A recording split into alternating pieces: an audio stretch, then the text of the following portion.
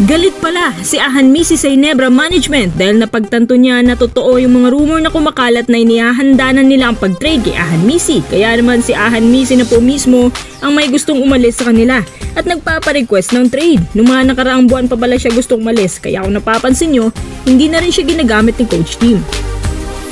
Chris Miller gustong mabigyan ng mahabang playing time sa SMB at kaya daw naka 0 point siya dahil 5 minutes lang ang playing time na binigay sa kanya. So paano Miller? Gusto mo pa dyan?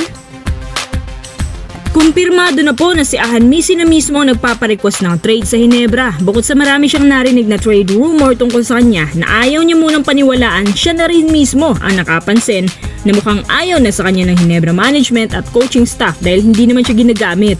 Nasa caliber team nga siya pero wala naman siya mahabang playing time kaya hindi niya na ma-maximize ang talento na meron siya. Ang dahilan din ng coaching staff hindi naman daw siya naging productive nung nabibigyan siya ng 15 to 20 minutes playing time kaya naisip ng coaching staff na bawasan nito hanggang sa dumating si Holt at Abarrientos kaya mas bawas na masyado ang playing time niya. Sa bagay niyan, medyo hati-hati ang reaksyon ng mga tao base sa nakita ko kay Ahan Misi.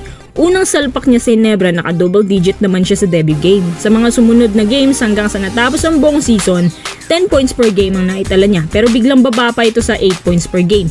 Siguro sa bagay na to naghahanap pa ng mas mataas na numbers ang Ginebra sa kanya kaya hindi mo na siya pinamigay. Pero dahil sa masamang records ng Ginebra na mga sunod-sunod na talo sa finals at semis, kaya naisipan nilang ibaba na sa roster ang mga players na hindi nakatulong. Unang sign doon ay nung tinrade nila si Von Pesumal. Pero teka, ano palang kinagagalit ni Ahan Misi dito? Ang ayaw niya, yung walang tiwalang management sa kanya kakayahan at yung binabangko siya. Para sa akin tamang desisyon ng pag-trade kay Ahan Misi. Bakit? Hindi siya bagay sa triangle offense dahil hindi siya yung player na for technical. Technically, hindi rin siya role player. Siya yung tipo na player na pwede mo pabayaan na lang na gumawa ng sariling offensive floor at makakapag-produce na siya ng big numbers. Parang ang playing style na to pamilyar doon kina Stanley Pringle at CJ Perez o Robert Bolick. Ngayon, na gusto na pala niyang umalis, may rumor akong narinig na gusto na raw niyang bumalik sa Converge at nakita rin niya Ahan Misi ng Converge ngayon, magiging contender team ngayong season. So ngayon babalik na siya kasi okay na ang roster nila. Pero nung hindi pa ganito kaganda, nagkukumahog na umalis kasi malaki daw doon sa Ginebra. Kaya para kay Ahan Misi, ang pag-trade sa kanya ay isang kaginhawaan at broken chain para finally makalabas na siya dyan at maipakita niya yung totoong talent at shooting niya sa another team na competitive. At yung alam talaga niya na gagamitin siya, tatanggapin pa kaya siya ng Converge?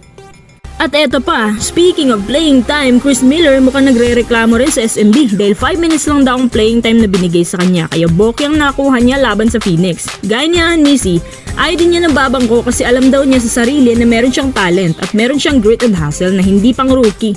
Prinoclaim din niya sa sarili niya na sa lahat na nagpa-drop, siya lang daw hindi rookie dahil sa dami na experience niya sa labas bago pumasok sa PBA. Ngayon dito sa SMB, ayaw niya na ginaganito siya. Sa totoo lang, kilala din si Coach Leo na mahilig sa short rotation. Gusto niya yung puro hinog na sinasalpak. Sa madaling sabi, ayaw niya ng rookie. Pero in fairness naman kay Miller, sa mga tune-up games, isa siya sa mga players na nag-step up talaga.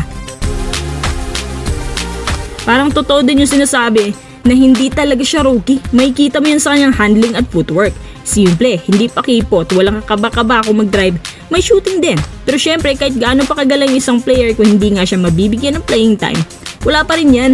Ang siste, mawawalan lang ng kumpiyansa at hihina ang kalibre. Parang iba na talagang PBA ngayon.